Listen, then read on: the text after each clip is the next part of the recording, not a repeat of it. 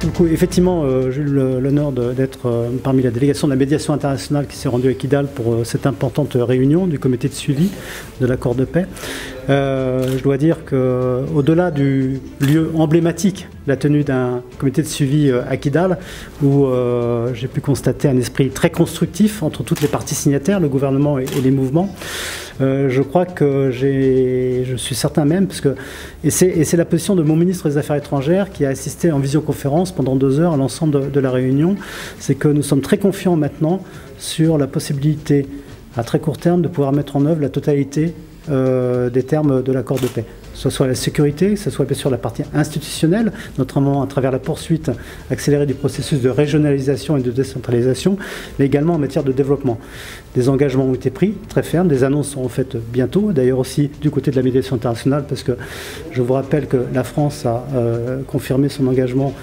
pour ce fonds de développement durable qui doit financer des projets en priorité pour le Nord, d'un engagement à hauteur de 2 millions d'euros, mais également l'Algérie, l'Union européenne a pris des engagements très forts pour permettre aussi un retour des services sociaux de base. Mais je suis surtout noté une unité vraiment dans l'esprit effectivement des participants, avec un objectif commun qui est de permettre aux populations du Nord de voir les dividendes de la paix, tout ça dans le cadre bien sûr de l'unité du Mali. Et là, il n'y a pas de doute là-dessus, et les partenaires internationaux n'ont pas de doute là-dessus,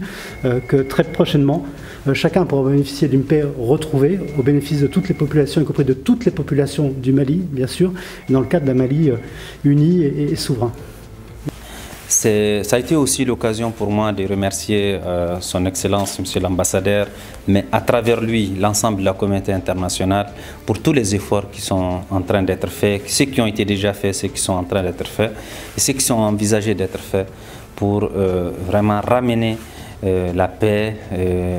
la réconciliation et la stabilité dans notre pays. Et à ce titre-là, j'ai particulièrement salué la présence de l'ambassadeur à Kidal lors de ces CSA, mais aussi la présence par vidéoconférence du ministre des Affaires étrangères de la République française. Et tout cela mis ensemble, aujourd'hui, peut nous donner beaucoup d'espoir. Le CSA a été une réussite, mais aussi, comme vous l'avez remarqué, il y a des choses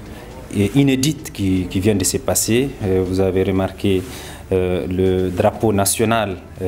qui a été monté un peu dans plusieurs endroits de la ville, et ça, je pense que c'est quelque chose qu'il faut noter avec satisfaction, et c'est un signe fort d'espoir d'un retour à une vie normale dans toutes les régions du Nord, mais aussi sur l'ensemble du pays.